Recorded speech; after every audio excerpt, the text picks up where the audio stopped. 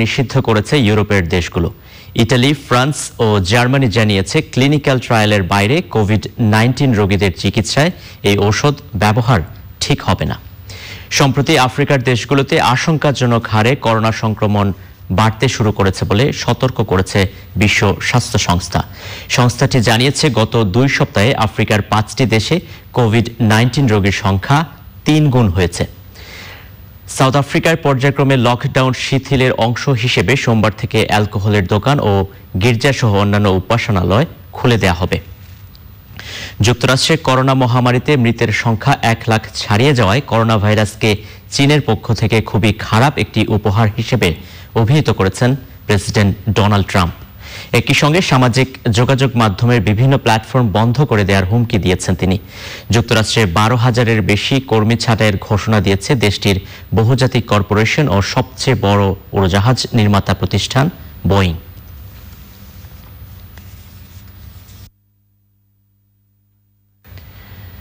Corona ভাইরাসে আক্রান্ত হিসেবে দেশে একদিনে 2,000-এর বেশি শনাক্ত হয়েছে।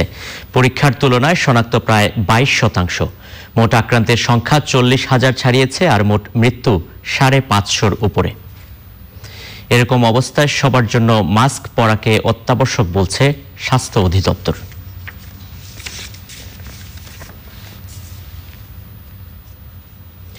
স্বাস্থ্য বুলেটিনের বিশ্লেষণ। দিনের বুলেটিন ও সর্বশেষ পরিস্থিতি বিশ্লেষণ করে স্বাস্থ্য অধিদপ্তরের সাবেক মহাপরিচালক ও ঢাকা মেডিকেল কলেজের প্রাক্তন অধ্যক্ষ প্রফেসর ডাক্তার মোহাম্মদ আবুল ফয়েজ চ্যানেল আইকে বলেছেন, দেশের প্রত্যেকেই সংক্রমণের ঝুঁকিতে। ঘরের বাইরে বের হয়ে অবশ্যই মাস্ক ব্যবহারের প্রতি বিশেষ গুরুত্ব দিয়েছেন এই জনস্বাস্থ্য বিশেষজ্ঞ। আমরা এখনো দেশব্যাপী ছুটিতে। গত 8ই মার্চ থেকে 27শে মে পর্যন্ত 81 দিনে 40,000 রোগী, গত 24 ঘন্টায় 2,029 জন। আমাদের দেশে প্রায় 16.5 কোটি মানুষের বেশিরভাগই কিন্তু এখনো কোভিড-19 সংক্রমণ হয়নি। সবাই কিন্তু সংক্রমণের ঝুঁকিতে। এদের রক্ষা করার জন্য আমাদের সবার মানবিক ও দায়িত্বশীল আচরণ করা আবশ্যক। অত্যন্ত আবশ্যিক প্রয়োজন ছাড়া ঘর থেকে বের না হওয়া, বের হলেই অবশ্যই মাস্ক পরা, শারীরিক দূরত্ব কমপক্ষে 3 ফুট বজায় রাখা, হাত ধোয়া ও কাশি শিষ্টাচার অনুসরণ করা, ঝুঁকিপূর্ণ জনগোষ্ঠীকে প্রতিরক্ষা দিয়ে আগলে রাখা। কেবল আপনার আমার সবার মানবিক ও দায়িত্বশীল আচরণ বৃহত্তর জনগোষ্ঠীকে কোভিড-19 থেকে রক্ষা করতে পারে। করোনা পরিস্থিতি মোকাবেলায় চলমান সাধারণ ছুটির মেয়াদ আর বাড়ছে না। তবে 31 মে থেকে 15 জুন পর্যন্ত জনসাধারণের চলাচলে নিষেধাজ্ঞা আরোপ ও সীমিত করার উদ্যোগ নিয়েছে সরকার। এই সময় সীমিত আকারে সকল সরকারি বেসরকারি অফিস আদালত চালু থাকলেও মানতে হবে স্বাস্থ্যবিধি। এছাড়াও শর্ত সাপেক্ষে গণপরিবহন চালু থাকবে। রিপোর্ট করছেন মোরসালিন বাবলা। বাংলাদেশে করোনা ভাইরাস আক্রান্ত রোগীর সংখ্যা বেড়ে চলেছে। ভাইরাসটির বিস্তার রোধে 30 মে পর্যন্ত কয়েক দফা সাধারণ ছুটির মেয়াদ বাড়িয়েছে সরকার। এবার ছুটির মেয়াদ না বাড়িয়ে জনসাধারণের চলাচলে নিষেধাজ্ঞা আরোপ সহ কিছু শর্ত দিয়ে 15 জুন পর্যন্ত প্রজ্ঞাপন জারি করেছে সরকার। বলা হয়েছে, এই সময়ে এক জেলা থেকে অন্য জেলায় কেউ যাওয়া আসা করতে পারবেন না। সেটা বর্ধিত করা হয়েছে 15 তারিখ পর্যন্ত। আমাদের অর্থনৈতিক কর্মকাণ্ড কিছুটা চালু করার, সেটা স্বাস্থ্যবিধি মেনে চালু করার জন্য বলা হয়েছে। আন্তঃজেলা চলাচলের ক্ষেত্রে বেশ কঠোরতা আরোপ করা হয়েছে। সীমান্ত প্রতিটা জেলায় আপনার প্রবেশ পথ এবং বহির্গমন পথে চেকপোস্ট বসানোর জন্য বলা হয়েছে। সীমিত আকারে সকল সরকারি বেসরকারি অফিস খোলা থাকবে, তবে মানতে হবে স্বাস্থ্যবিধি। সরকারি, বেসরকারি, আধা সরকারি, স্বায়ত্তশাসিত যে প্রতিষ্ঠানগুলো আছে সেগুলো সীমিত পরিসরে স্বাস্থ্যবিধি মেনে নিজস্ব ব্যবস্থাপনায় সেগুলো চালু করা হবে। অসুস্থ বয়স্ক মানুষ অথবা যারা সন্তান সম্ভবা নারী আছে, নারী কর্মকর্তা, তারা কর্মক্ষেত্রে যাওয়া থেকে বিরত থাকবে। প্রজ্ঞাপনে আরো বলা হয়েছে, রাত 8টা থেকে সকাল 6টা পর্যন্ত অতি জরুরি প্রয়োজন ছাড়া কেউ বাড়ির বাইরে যেতে পারবেন না। দোকানপাট এবং শপিং মল সকাল 10টা থেকে বিকাল 4টা পর্যন্ত খোলা রাখা যাবে। শপিং মলে আসা ক্রেতাদের স্বাস্থ্যবিধি মানতে হবে। জরুরি পরিষেবার সাথে সংশ্লিষ্টদের চলাফেরা ও যানবাহন চলাচল নিষেধাজ্ঞার আওতামুক্ত থাকবে। পণ্য পরিবহনের কাজে নিয়োজিত যানবাহন সড়ক ও নৌপথে চলাচল করবে। ডাক্তার, নার্স, স্বাস্থ্যকর্মী, ওষুধসহ চিকিৎসা সরঞ্জাম বহনকারী যানবাহন ও গণমাধ্যম কর্মী নিষেধাজ্ঞার আওতামুক্ত থাকবেন। সীমিত পরিসরে সকল অফিস খোলা থাকবে, তবে এ সময়ে অসুস্থ কর্মচারী ও গর্ভবতী নারীদের কর্মস্থলে না যেতে বলা হয়েছে। শর্ত সাপেক্ষে গণপরিবহন, যাত্রীবাহী নৌযান, বিমান ও রেল চলাচল করতে পারবে। সবসময় মাস্ক পরা সহ স্বাস্থ্যবিধি কঠোরভাবে মেনে চলতে হবে। 15 জুন পর্যন্ত কোনো শিক্ষা প্রতিষ্ঠান চালু রাখা যাবে না। সব ধরনের সভা সমাবেশ, গণজামায়াত ও অনুষ্ঠান আয়োজন এ সময়ে বন্ধ থাকবে। Morsalin, Babla, channel I, Dhaka. এবার Incepta hats off to the ফ্রন্টলাইনার্স।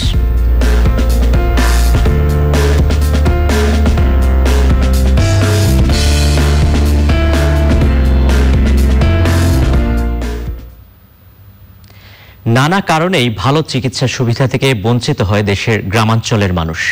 Corona পরিস্থিতি তাদের আরও বেশি অসহায় করে তুলেছে। তাই রাজধানী থেকে গ্রামে গিয়ে সুবিধাবঞ্চিত মানুষদের পাশে দাঁড়িয়েছেন ডাক্তার ফজলুর রহমান। সেবা দেয়া ছাড়াও বিনামূল্যে ঔষধ দিচ্ছেন হতদরিদ্রদের। মানবিক এই চিকিৎসককে নিয়ে রিপোর্ট করেছেন মোরসালিন বাবলা। 1955 সালে 2 ফেব্রুয়ারি চাঁদপুরের উত্তর মতলবের খাগিরা গ্রামে এক কৃষক পরিবারে জন্ম ফজলুর রহমানের। ছাত্র জীবনে অংশ নিয়েছিলেন মুক্তিযুদ্ধে। 1980 সালে MBBS পাশ করে 81-তে রাজধানীর মিটফোর্ড হাসপাতালে সহকারী সার্জন হিসেবে যোগ দেন তিনি। 2014 সালে স্বাস্থ্য অধিদপ্তরের উপপরিচালক হিসেবে অবসরে যাওয়ার পর নিজ গ্রামে অসহায় মানুষদের সেবায় গড়ে তোলেন বাগানবাড়ি ডক্টরস কর্নার। গ্রামের মানুষকে সাধারণত গরিব মানুষরা আমার কাছে যায়, যেহেতু তারা মনে করে যে আমার কাছে গেলে একটা ভালো চিকিৎসা পাবে বা একটা ভালো সৎ উপদেশ পাবে, এই জন্য। এবং আমি তো তাদের কাছে গরিব মানুষের কাছ থেকে কোনো ফিস নিই না। এটা হলো সবচেয়ে তাদের অ্যাডভান্টেজ। এবং তারা যদি গরিব হয় এবং রোগীটার চিকিৎসা যদি আমাদের সাধ্যের হয়, আমরা তাকে ওষুধপত্র দিয়ে বিভিন্নভাবে সহায়তা করি। 2 ছেলে মেয়ের জনক ফজলুর রহমান। স্ত্রী সন্তানদের নিয়ে থাকেন ঢাকার আদাবরে। দেশব্যাপী করোনা ভাইরাস ছড়িয়ে পড়লে নিজের জীবনের ঝুঁকি যেন মানুষকে সেবা দিতে গ্রামে চলে গেছেন তিনি। বয়স এবং জীবনের ঝুঁকি যেন এবং ফ্যামিলি মেম্বার্সদের সমস্ত কিছু উপেক্ষা করে আমি গ্রামে গিয়ে আমার প্র্যাকটিসিং এরিয়া চান্দিনা এবং বাংলাদেশ ডায়াগনস্টিক সেন্টারে করোনা যুদ্ধে ঝাঁপিয়ে পড়েছিলাম। আমার শুধু প্রফেশনালের প্রতি আমার কমিটমেন্ট এবং মানুষকে সেবা দেওয়ার যে অনুপ্রেরণা এবং যুদ্ধকালীন সময়ে যে 71-এর মুক্তিযুদ্ধ চেতনার যে অনুভূতি, এই অনুভূতির জন্য এবং আমাদের মাননীয় প্রধানমন্ত্রী বা অন্যান্য যারা আছে তাদের অনুপ্রেরণা আমাদেরকে অনেকটা কাজ করেছে এই যুদ্ধে ঝাঁপিয়ে পড়ার জন্য। করোনা যুদ্ধে এই সম্মুখ সারির যোদ্ধাকে আমরা স্যালুট জানাই। Hats off to the frontliners. Morsalin, Babla, channel I, Dhaka. এবার অশোক নিলেন ইফাদ অটোস বিরতি। আর বিরতির পর জানিয়ে ফিরব লিটল টাটা কৃষি সংবাদ।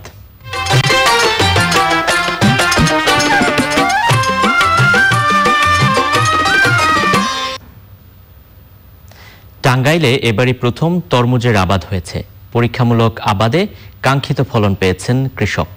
এতে তরমুজ চাষে আগ্রহী হয়ে উঠেছেন অনেকেই। এখন দেখবেন প্রকৃতি সংবাদ।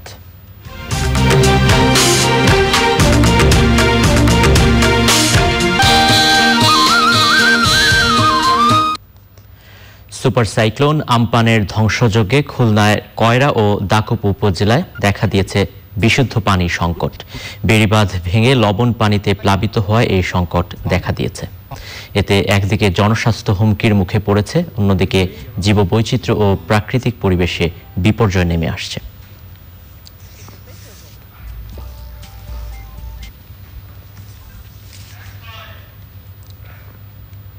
এবার জানাবো খেলার খবর।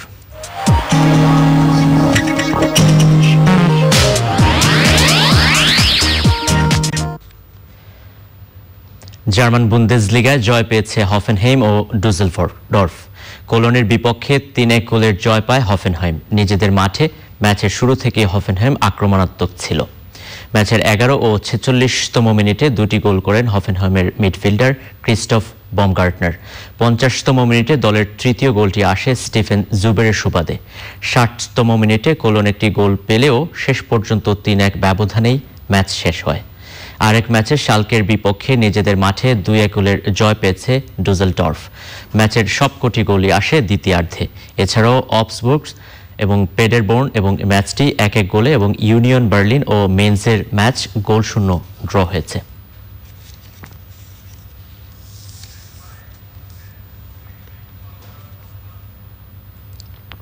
সবশেষে fresh full cream milk powder সংবাদ শিরোনামগুলো জানিয়ে দিচ্ছি আরও একবার। লিবিয়ায় পাচারকারী চক্রের গুলিতে 26 বাংলাদেশি সহ নিহত 30, গুরুতর আহত 11 জন হাসপাতালে চিকিৎসাধীন। লকডাউন শিথিলে করোনা সংক্রমণ ভয়াবহভাবে বাড়ার আশঙ্কা পরামর্শক কমিটির, হাইড্রোক্সি ক্লোরোকুইন ব্যবহার নিষিদ্ধ।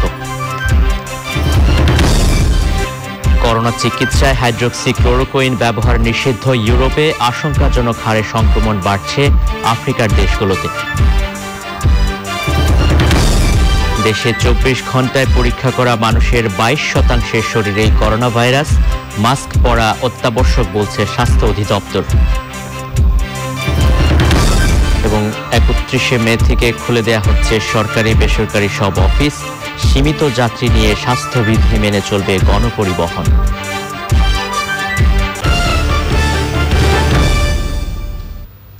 এছাড়াও Incepta hats off to the front liners ছিল।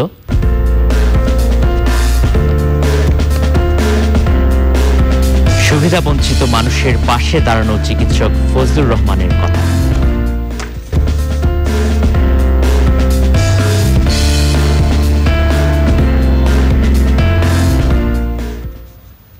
এই ছিল এখনকার সংবাদ আয়োজন। পরবর্তী সব সংবাদ দেখার আমন্ত্রণ। সাথে থাকার জন্য ধন্যবাদ সবাইকে।